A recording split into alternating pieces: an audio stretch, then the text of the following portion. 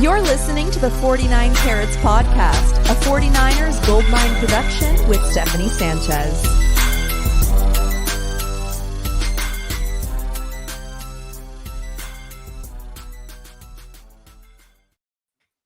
What's going on, everyone? Welcome to another edition of the 49 Carats Podcast. I'm your host, Steph. It is Wednesday, January 17th, and people, it's time to lock in because it's 49ers game week, and it's not just any game week. It's finally the freaking playoffs, so let's go. We got some important updates and quotes from Kyle Shanahan yesterday, so joining me to discuss that, as always on a Wednesday, your favorite morning crew, -1. Wayne is MIA today. He might join us later, but for now, we got John Chapman. So John, how you doing, man? I'm doing great. This week has just been incredible because, we had the bye week, and so there was a little bit of hesitation there. But, man, 49ers versus Packers, for all of us that are around my age, this is huge because we've had so many playoff matchups against this team, and I still got a little bit of, the Packers aren't in my top, 5 hate group or angry group or, revenge group, whatever. But there's still a little bit of animosity there, and I'm pretty excited about this matchup this week. You know why, John, that there's not a lot of animosity towards the Packers? It's because we always beat them. We do. Recently, in recent years, as long as I've been following the 49ers as they've been good, I've been following since Alex Smith era and all that, but there's been some really good 49ers matchups against the Packers since then in the playoffs. So I think of this matchup very fondly. And yeah, I'm excited for this week. Of course, we're going to start off talking about the injury updates that we got from Kyle Shanahan. Yesterday when he spoke with the media, Clinton Farrell, Dre Greenlaw, and Logan Ryan were the only guys who didn't practice on Tuesday due to injury. Trent Williams always gets his rest day as he should. But everyone else was either limited or full go on Tuesday. And according to Kyle, Greenlaw and Ryan should be good to go and practicing Wednesday today. Yeah, it really seems like Farrell's going to be the only one that's out. They've already declared him out. He's not going to be playing. But Greenlaw's going to be a go. Ryan's going to be a go. Trent Williams going to be a go. Armstead's going to be a go. Odom is the one that's kind of a little bit on the rocks for me as far as him getting activated off of IR. But I still think with him getting limited practice in, it's a torn bicep. If they want to, I think Odom is a little bit more about roster space than it is about the injury itself. Who do you want to bump off of the 53-man to make room for Odom? Because you'd have to sacrifice some depth at some other positions. So we'll see what happens there, whether that's Logan Ryan or not. But the 49ers, I mean, look at the title of the show, baby.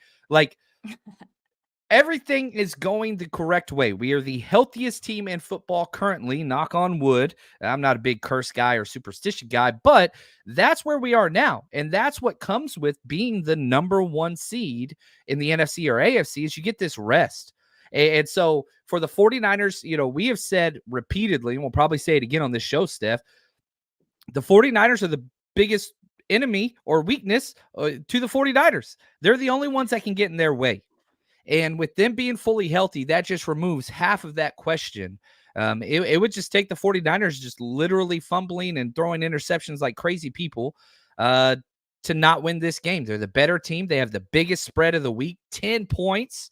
It's not the first time we've done that. This is the 7th time this season we've been 10 or more points favored. So the 49ers are right where they want to be. And Armstead right there in the middle of your graphic, I absolutely love it. None more important than that guy, number 91. Really excited to see what he's going to bring this week. It's been really cool to, over time, see the impact of Eric Armstead, mostly when he isn't there. That's when we've seen it the most. And I think we've all grown to really appreciate what Eric Armstead does for this team. It's going to be huge for him to be back with that defensive line because he has the power to transform the look of that defensive line, the run defense, all of it. George Odom as well.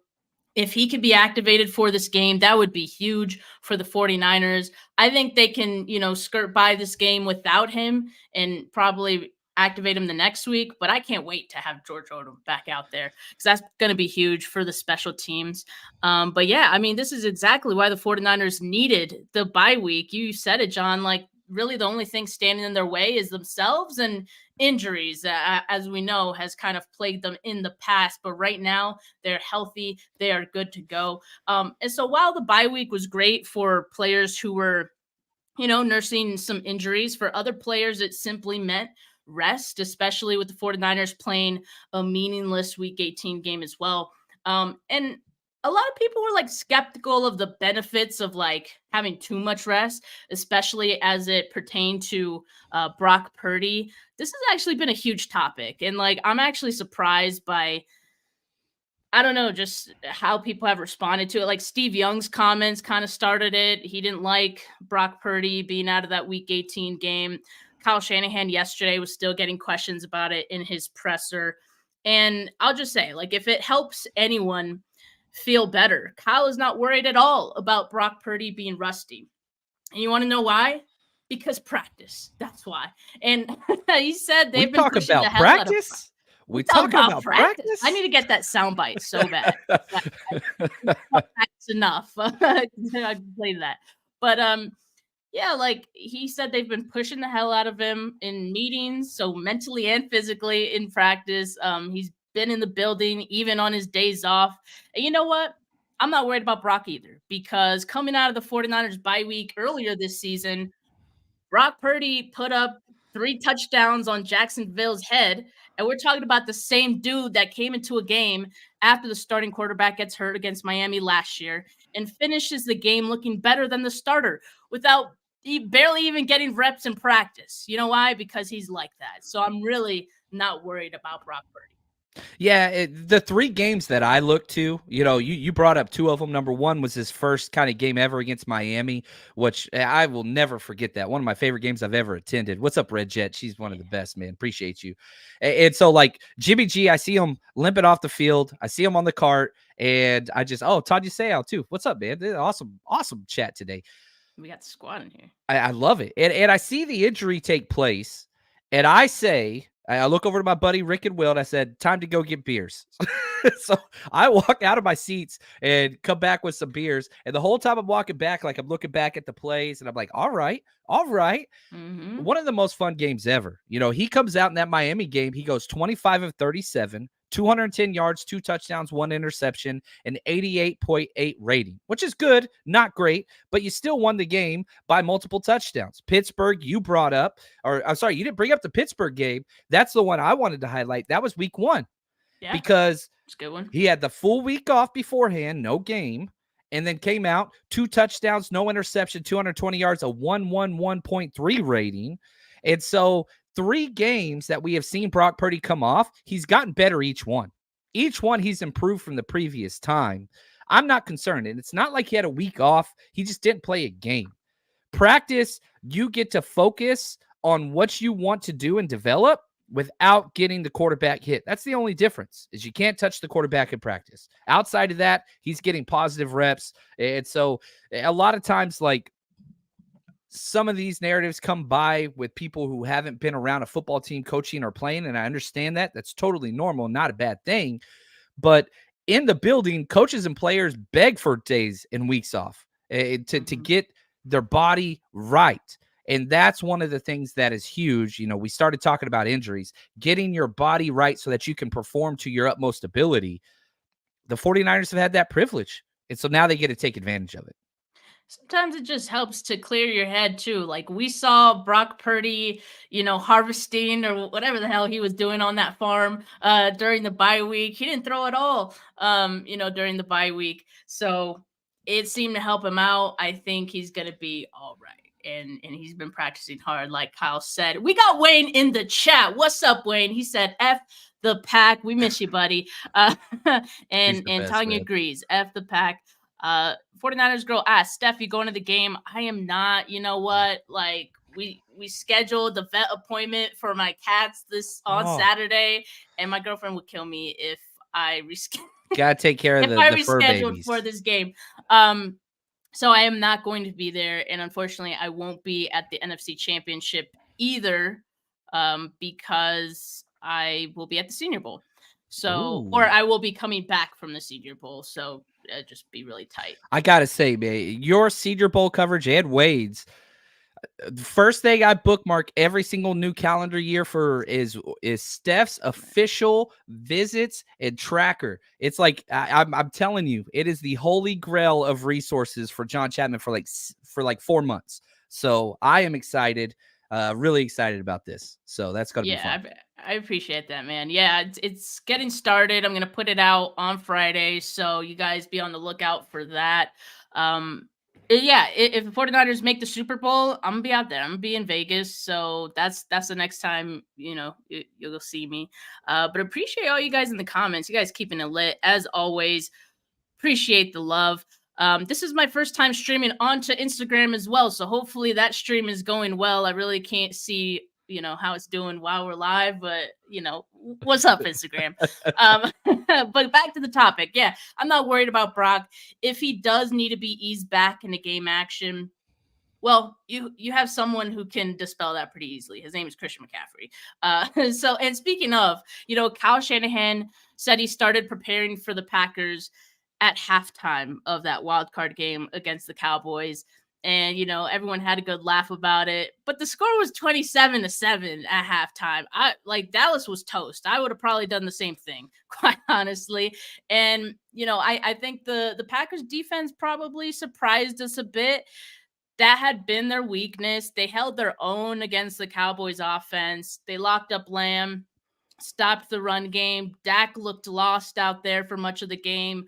But at the end of the day, that was the Cowboys. And now we're talking about the 49ers here. So what do you think Kyle Shanahan noticed about that Joe Barry defense that he can exploit? Well, I'll say this. Their defense it's opportunistic without interceptions. Now, that's not what we saw in the wild card round, but they were playing against Dak Prescott. What does Dak Prescott do in the playoffs? Interceptions. What does Mike McCarthy do? One of the most predictable play callers in the NFL, in the history of the NFL. There were 6 consecutive second downs to start the game. Mike McCarthy ran the ball and forced a third and medium. He didn't convert one of those rush attempts for a first down. It was throw on first, run on second, try to get a third down conversion. I mean, it's paint by numbers offensive play calling by the Cowboys. That's not what Shanahan does. It's just a completely different matchup. And that's the difference is that, look, Joe Barry's not a good defensive coordinator. I would put him in the bottom 5 category of all DCs. I have no clue how he's kept this job that long. Not that I'm trying to be disrespectful of him, but if you look at what the Packers have done and how they built their roster, every first round pick that they have is on the defensive side of the ball. Yet you look at their numbers collectively, their ranks collectively, bottom 5, bottom 10 in almost every single metric. So, if we're looking at what Joe Barry's going to do, that dude better hope and pray Kyle Shanahan doesn't just run the ball 50 times like he did the last time against this, got the former Green Bay defensive coordinator fired Mike Pettin. So that's huge to me. The 49ers should just be able to run the ball. And that's what I would focus on. Now, I will say this, and I think the first drive, the first time Kyle Juszczyk comes into the game, that's what you got to pay attention to. Because the Packers have been a 50-50 split in how they personnel 21. So 21 is 2 backs, a running back, Christian McCaffrey, Kyle Juszczyk, and 1 tight end, George Kittle. They've split that throughout the season. 51% of the time they're in nickel, 49% of the time they're in base. If they're going to stay in nickel, the 49ers are going to run the ball 35 times out of 21 personnel. If they go base, then I think that's where Kyle will try to spread them out a little bit. We'll see a little bit more 11 and 12 personnel. So I'm really I'm struggling because I don't know what the Packers are going to do. Obviously, Kyle Shanahan doesn't either, but that's what I want to see. When Kyle Juszczyk goes out there, are they going to stay in nickel? Or are they going to go to base? That's what I want to see. Oh, look at this. Yeah, I saw this tweet yesterday from John Daigle, and he said no offense ran more 12 personnel in the wild card round than Green Bay, 48% of the time, and the Cowboys refused to change their defense to stop it. I guess this pertains to the Packers offense, right? But it's reciprocity. It's complementary football building on these different things. Keep going, Steph, because I think you're going to give the answer right here. Yeah. And 49ers against 12 personnel. Their defense is 4.1 yards per play is what they give up. That's fourth best. 5.9 yards per attempt. That's third best. And 2.9 yards per carry. That's second best. So as far as how the 49ers defense match up against the Packers offense, if they're going to be in 12 personnel, I would say that looks pretty good. I would love that, because here's the thing. And the Cowboys, and this is a Dan Quinn thing, they do a hybrid dime a lot of times to 12 personnel. And so whenever you looked at when the Packers were out there in that personnel setting, they were going up against beyond light box. One, the Cowboys have super light linebackers anyway. And then also they were putting in a larger safety. They were completely exploited. Their eye discipline was terrible and all those things. So what do the 49ers do against that same personnel grouping? Fred Warner and Dre Greenlaw are two of our best players and most disciplined players that are two-way players, you pass and run. Cowboys' biggest weakness, the 49ers' biggest strength. That's what changes there. So whatever the game plan was of the Packers against the Cowboys, please, Lord, please let them do that again. If they do, they're going to have egg on their face, and it's going to be terrible for them. They have to come up with a brand new game plan on a short week, and with two travels, they have to travel from Texas to Wisconsin, Wisconsin to California. It's against them. It's against them. That's definitely tough. Rohan in the comments points out the Packers are 27th in defensive DVOA, and right here on the screen, you're seeing the EPA, offensive and defensive EPA per play. 49ers, of course, have the best offensive EPA in the league, and by far the most of any team that's currently still in the playoffs. And as far as defensive EPA, they're in the positive quadrant as well. You see the Packers in the bottom right quadrant. So not as good in terms of their defense. But for me, I think the low-hanging fruit with this Packers defense is the linebackers. And for me, that could mean big days for Debo, Kittle, McCaffrey. Like, as far as Brandon Ayuk, I'm not sure what it means for him. I expect him to be matched up with Jair Alexander much of the day. Alexander, of Who's course, not practicing exited currently. Well, okay, so he exited the game this weekend, right? He re-aggravated that ankle injury. The Packers put out a practice report for Tuesday. They didn't technically practice on Tuesday, Correct. but they put out a report. They listed him as limited.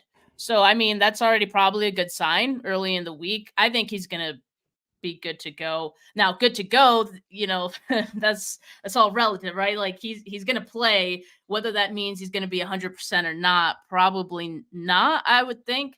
And so just something to monitor again, because like he's dealing with this injury. It could be something he could re-aggravate again. But, I like the thought of the 49ers being able to get their run game going early in this one. I like the thought of being able to ease in Brock Purdy back into the swing of things. And I can't think of a better way to do that than the run game. Let it do its thing and just have plays kind of bounce off of that, see what the Packers are trying to do early on in the game defensively, and then dial up some stuff. We got Wayne Breezie in the house. Wayne, how you doing, man?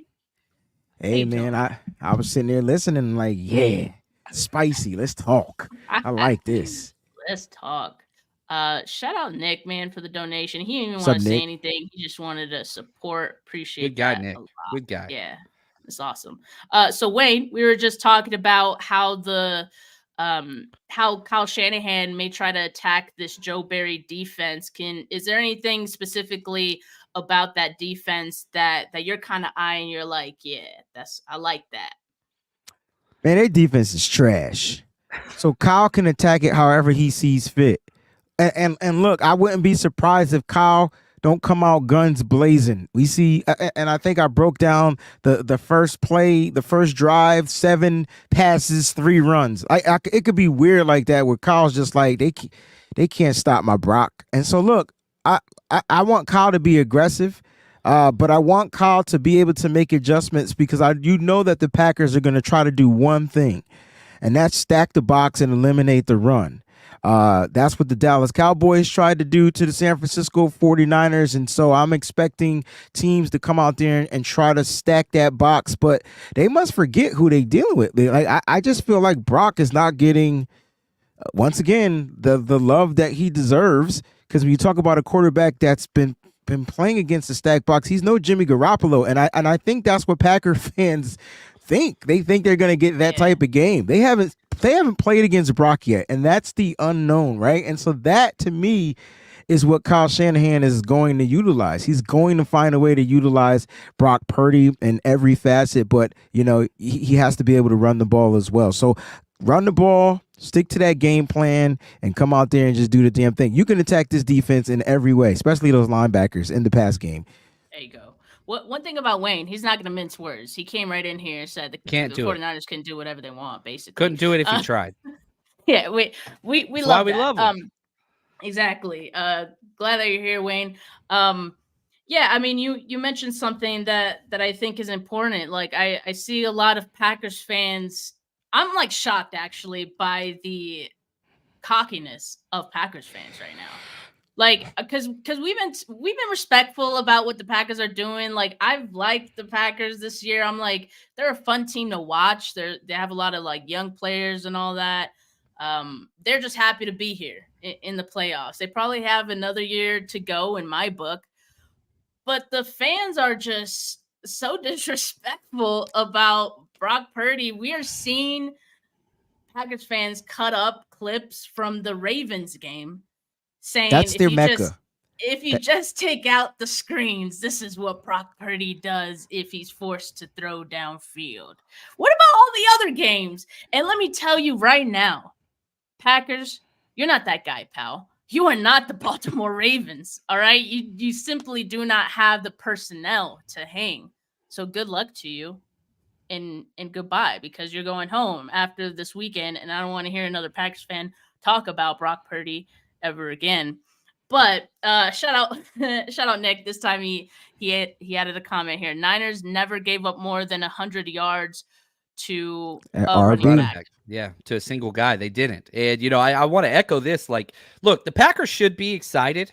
They're the first ever 7th seed to win a playoff game. They're the youngest team in the NFL. Jordan Love looks great. Those are all great things. However, you can't base what you did to the Cowboys on what you're going to do to the 49ers. Don't forget, the 49ers beat this Cowboys team by 32 points. You beat them by 16. You still gave up 500 yards to their offense. You still gave up over 30 points to their offense. And I think therein lies the problem.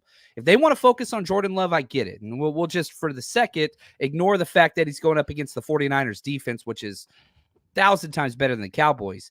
But you've got to remember, the Packers defense is not good, hasn't been good, has never been good. Even in a game that they won by 16 points, they give up 500 total yards.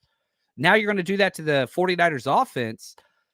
I'm sorry. Like, it just doesn't make sense. And yeah, they can talk about Brock Purdy all they want. I'm not seeing anybody post clips on CMC. I'm not seeing anybody post clips on Debo, George Kittle, Ayuk, all those things. The weapons are immense.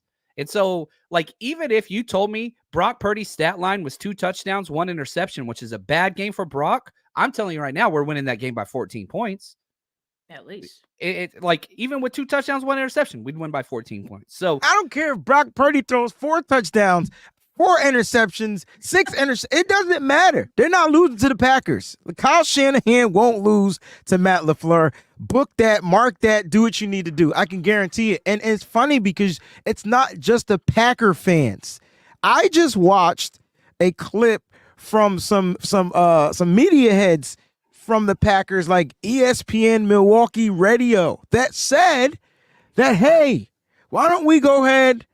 This is how scared of Brock Purdy they are. And this, you know what? This is a sign of respect for Brock, because they won't talk how good Brock has been since he's been in the NFL, because he's a 7th round pick, right? So they won't give him that fanfare yet. But this is how I know that teams fear him, and other fan bases and other talking heads in the media fear him.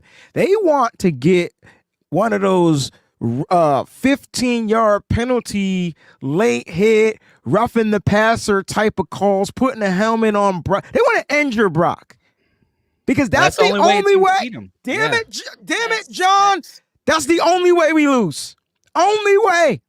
I don't believe in Sam. I'm sorry. But that's the only way. And even I think we win with Sam. But my point is, you got them saying stuff like that. And I'm like, dang, injure him? Like, hit him, risk a 15, get the penalty, but risk an injury.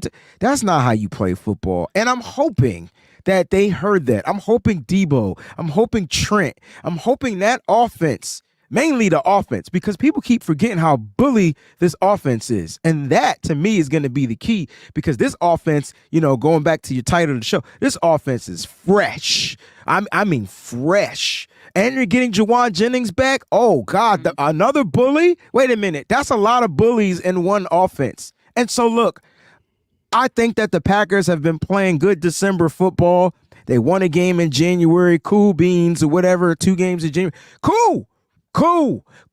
Now they got to play against a real live juggernaut. I get it. They were David and they beat Goliath. Good luck defeating this juggernaut, though, this weekend. It's not happening. I don't care how good Jordan Love is or has been playing. And calling Dallas Goliath is right. Crazy. But right. I know it's just a phrase. But the Dallas halfway through the second quarter Cowboys. Yeah, and that's the point, right? Like, you can't bully this bully. Like, Andrew Brock, they might have been able to bully the Cowboys because the Cowboys fold like they always Very do soft team. in the playoffs. That's how they're built. Soft team.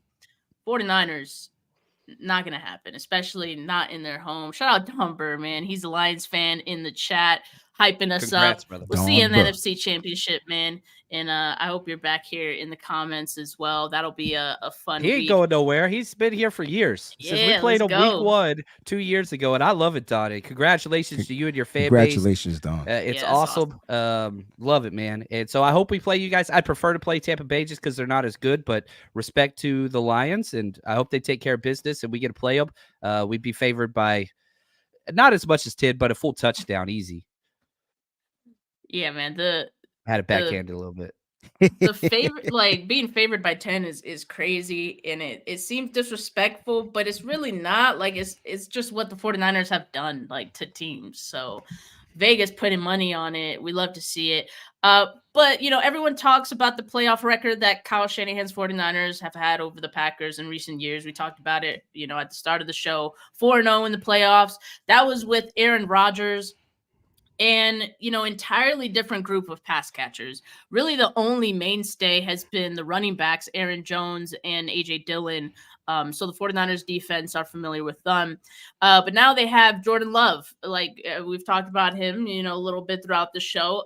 He has a stable of new and young receivers, a decent number of rookies, 2 rookie tight ends. Nick Bosa was talking with reporters yesterday in the locker room. And he just was pointing out the differences between the offense now, or both of those quarterbacks, Jordan Love and Aaron Rodgers. Here's what he has to say. And they have a lot of the same guys from the past really good teams they've had, and a quarterback who does exactly what he's coached to do, which Aaron Rodgers is a Hall of Famer and unbelievable, but he kind of went outside of the realm of coaching, and sometimes it's good when you have a guy who does what he's coached to do. What do you think he means by, like, it's good to have a quarterback that does what the coaches asked him to do? Like, do you mean he means that, like, it's good for the offense, like it's good for the coach to have a quarterback do what he's asked to do, or it's good for the defense? Like, is he saying in his mind it's good because then you kind of know what to expect a little bit more? That's what I was kind of trying to figure out.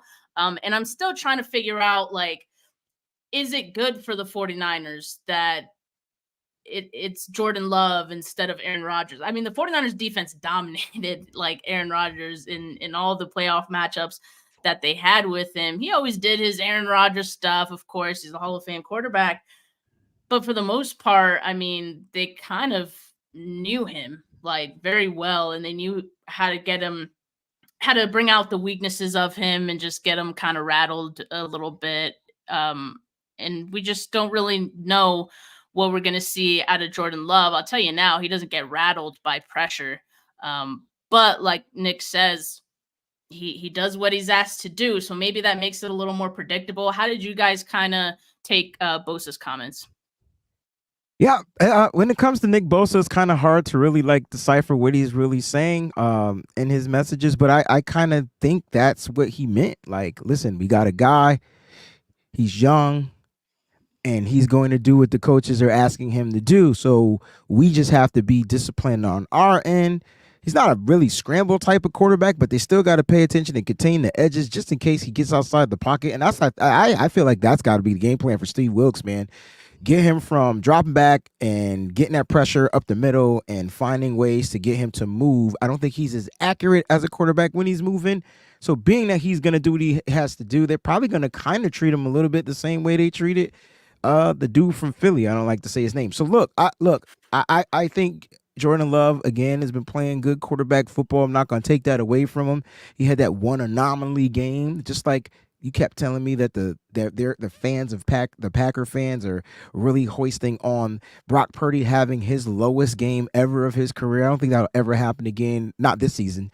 And so they're gonna chip away at that. Well, I'm gonna chip away and say I don't think Jordan Love's gonna be able to play as good as he did ever again. So I just feel like Nick Bosa and that defense is gonna be zeroed in. They know who they're dealing with. They might not have played him before, into this caliber, but they know who they're dealing with. They know what type of quarterback he is. He's a guy that listens to his coach, same way Brock Purdy listens to his coach. But the difference is going to be, does Matt LaFleur trust Jordan Love like Kyle Shanahan trusts Brock Purdy? I like that. You look at the big plays that Jordan Love had against the Cowboys. There were a lot. They had 0 sacks on them. They didn't hit them. And on top of that, the running game was putting them in favorable situations, 3rd and short the whole game. They rushed for over 140 yards total throughout that game. So a lot of 3rd and shorts, and they were doing play action. Didn't hit the quarterback. He was sitting back there. The corners and safeties of the Cowboys, Deron Bland, Curse, they're boom-bust gamble guys. And they kept getting caught. The Niners don't do any of those things. One, we're going to hit the quarterback way more than that. We don't have Micah Parsons who, just doesn't show up when games matter all the time. And we're getting back Eric Armstead, our best playoff defender. Like, we're going to be putting more pressure and hits on Jordan Love, and we run a zone-tight system, and we don't boom-bust. We've given up some of the fewest explosive plays in the NFL since Wilkes has arrived. That was his goal. The things that worked for them in the wild card round won't work against the 49ers defense. It's just not. We're designed different, built different. Doesn't mean they can't have success. This is the largest over-under game of the week. It's projected at 50 points, which is number 1. So, if you follow just the Vegas lines, that's a 30-20 score. They're going to have some success. They're a good offensive program. But the issue is, are you going to be able to put up 48 points against this defense? I don't think so. Yeah, and Johnny Dells, who's been on my channel a couple of times, if you guys don't follow him on YouTube, make sure you do. He puts out some great stuff, watches the film. He was making comments about, the game, the wild card game, Packers-Cowboys, and kind of what he saw from the Cowboys defense, undisciplined, just like confused, lack of communication. Linebackers had no clue. Yeah, did you? You saw the play, the Y leak, the big play to Musgrave. He was wide open, and you know why? Because there were 2 underneath defenders that were just covering grass and caught looking at Love. Like, pay attention, man. You're playing in a playoff game, man. Pay the hell attention. Nick Nice 21 says, "Do the Bosa impression just because it's playoff week and I'm feeling good." Here we go. Uh-oh. Yeah, so I guess it's true that, the 49ers put out the blueprint on Jalen Hurts. Tough to see them go home, but, now we're going to play Jordan Love, and it's a whole new week. Time to send him home. And, guys, I'm going to be having a new Bosa impression coming out, for the playoffs every week. So pure gold, man. Make sure you guys tune in. My face is red anyway. Now look how red it is, Steph. You did this to me. Oh my gosh, that is awesome. Funny. Nick Bingham in the comments says, "Do you think Green Bay record against Dallas was why they won?" if you look at just historically, I don't think that really does, especially with such a young team. I think that Dallas is very poorly coached, and they have a quarterback that just cannot play in important games. It's just impossible. It starts with the ownership and the culture. It permeates everything. And so you look at the 49ers, we are built to win. Kyle Shanahan is 3-0 in the divisional round in 4 years. It's just not the same thing. Yeah, I think that's fair. Well, Kyle Shanahan also pointed out, the differences between these two off. Well, not that they're different, but just like how it looks different with Aaron Rodgers versus with Jordan Love. And so, how do you think that the Packers are going to want to try to attack the 49ers defense? Because the 49ers defense is a little different too. A lot of the same players, but maybe they have different strengths than they did in years past. And the last time that we faced this team, maybe not as dominant and suffocating as in years past. That, the 49ers as a whole, I think, are a more balanced team than they were then. They're not as defense heavy. But how do you think the Packers are going to want to attack this team? Look, the way I look at this game is going to be based off of scheme and what Matt LaFleur is going to try to do a little bit differently than Kyle Shanahan. Because the way I see it, these two offenses are almost identical. All right, they run the kind of same ship, just with different players, different talent, and they'll use the players a little bit differently. And so when I look at Matt LaFleur's offense, he's going to do the same exact damn thing Kyle Shanahan is going to do, and that's first and foremost establish the run. Why? Because it enables his quarterback, which I think feasts off of play action pass. I would love to see Brock do more play action pass, but we could do so many more things with Brock Purdy. It's damn, that's why we don't do a bunch of play actions or boot actions to the rights or to the lefts, which I think will be in the playbook for Kyle Shanahan this in this game. But that's what Matt LaFleur is going to come out and do. They're going to try to establish the run, which is why the Niners just need to take it away. Make this game one-dimensional. Force Jordan Love to beat you. If Jordan Love got to drop back plus 40 times, they're going to lose this game by 40. That's not the key to winning. So they got to try to establish a balance just as much as the 49ers have to try to establish a balance. But when I look at the two teams, which defense is more likely going to give up the run? It ain't the Niners. No. And so that's where the balance is going to tip top over, and you're going to have your difference in the game. So it's going to come down to scheme, which is the show I'm going to be doing on Bleacher Report today at 2 p.m. Let's go. Oh, is that 2 p.m. Eastern or Pacific? Eastern. Okay, there we go. Go check that out, everybody. And, just to highlight what he said about the run game, the Packers, how they're going to attack it. They love to run off the left side more than almost any team in the NFL. The left guard, the left tackle. The left outside end. All of them way above league averages. This is a huge week for us because Cleveland Farrell's not going to be there. That was his job. Chase Young has to step up. Now, either Chase Young has to step up or Javon Hargrave has to have an absolute ball-out day. That's going to be key early on. Then, if I was LaFleur, I'd be going after the number 2 safety. Double moves, play action pass, trying to catch a busted coverage because that has been put on tape. Now, the quarterback that, Wade didn't want to mention against the Eagles, he could not take advantage of that because his eyes dropped the whole damn game against Jair Brown. But that's what I would be doing. If I was LaFleur, I am play action, double moves to that number 2 safety spot. I'm running off the left side. That's what I would try to do to establish the game early. That's what I would be doing. Yeah, I think the biggest key Slot for the fades 49ers. too, Slot fades, yeah. Yeah, I think the biggest key for the 49ers in wanting to stop the Packers offense, stopping the run. I mean, and it sounds so cliche because you could say that for literally every team, but I think for this team, that's what they want to do. And I think kind of piggybacking off of what we were saying earlier of how, they're noticing now it's more LaFleur's offense. This is it. It's not like Aaron Rodgers improvising on the fly, doing his own thing, going whatever the hell he was doing out there.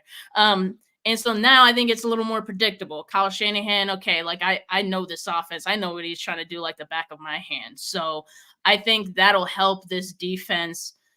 They know this offense. They haven't faced this Packers team, but they know this offense. And so that already puts them in a good position to stop it. And of course, a big part of that, stopping the run game. I think they do it.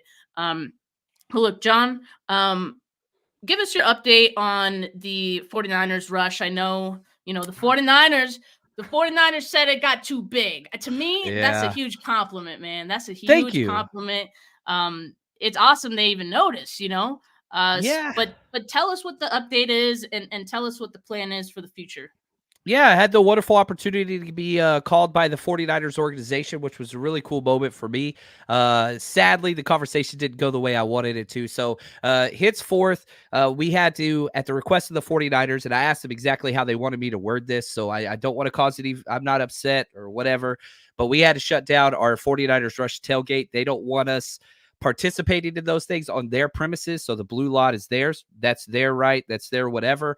So, they said we got too big. So, anyway, I apologize. Everybody's already been issued a refund. Takes a couple days to process. So I apologize for that. Having said that, we're not done. Can't really get an off-site thing set up in 2 days' time for a playoff game, but in the future, we will have other opportunities available. And so with my time I have this week and next week, just working on Super Bowl preparations, we're planning a night before party with not one, but possibly 2 former players and a watch party if you can't make it to the Super Bowl game and afford the ticket. We're going to do an all-you-can-eat, all-you-can-drink watch party for nothing but Niners fans on the Strip. It's going to be awesome right next to the stadium. So stay tuned for that. A little bump in the road, but not a big deal, man. Like I said, I think it's a small step back for a major comeback, and it's going to be major for sure. You also have a raffle going on right now, right? Yeah, we again, everything we want to do is try to give opportunities to make dreams come true and fan experience. So we're giving away 2 50-yard line club seats, row 17, right on the 50-yard line. These are over $1,000 a ticket right now. So it's only $25. You buy as many chances as you want. All you got to do is just Venmo me. If you want to do $100, that'd give you 4 chances. On our Friday show live, we have them all. So once you pay, I give you a space, and then we roll the random generator, and whatever number gets those 2 free tickets. And so 2 VIP club level, 50-yard line seats. All you got to do is just Venmo me. It's at Jonathan-Chapman-2. That's JONATHON-Chapman-2. Just put Niners. That's all you got to put in there, and I'll message you back what space you get. So, yeah, good luck, and hopefully somebody gets to win it and have an awesome time enjoying the 49ers destroying the Packers. Yeah, there you go. Yeah, that's big, John. That's awesome. Love that. But yeah, I mean, make sure you guys like this video, not just on my channel, but John and Wayne's as well. Make sure you subscribe to all 3 of our channels because we have a lot of playoff content for you guys coming up this week and beyond. So keep it locked. Make sure you have those notification bells on so you always know when we go live. But for now, have a good rest of your Wednesday. Go Niners. Peace.